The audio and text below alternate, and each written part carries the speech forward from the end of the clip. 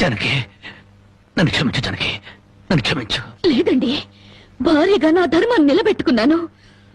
భారతంలో ధర్మరాజు జూదంలో తన భార్యని పణంగా పెట్టిన భారతీయ సాంప్రదాయానికి నా మొగుడు వారసుడైనందుకు ఉండిపోతున్నాను. ఇప్పుడు నాతో పాటు నా బిడ్డని ఈ జూదంలో పెట్టి పాత పురాణానికి కొత్త అక్షరాలు చేరుస్తున్నాను. జానకి, నేను చేసిన తప్పే. సుఖాల్లో బ్రతికి నా ఇంట్లో కష్టాలు పడుతున్నా నీ కన్నీళ్లు తుడవాలని ఆడాను. మనిషిగా నీ ముందు ఓడిపోయాను. భార్యని ఆదరించడానికి ఇంతకన్నా మార్గం లేదా? జానకి,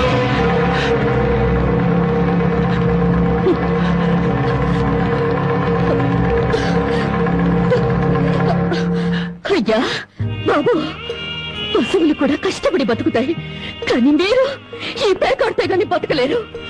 గడ్డి తిన్న పశువులకి పాలిచ్చే లక్షణం ఉన్నప్పుడు బుద్ధొచ్చిన మీకు ఈ పేకాట మీద సంపాదించి గడ్డి తినే అలవాటు ఎందుకు వచ్చింది, ఎలా వచ్చింది?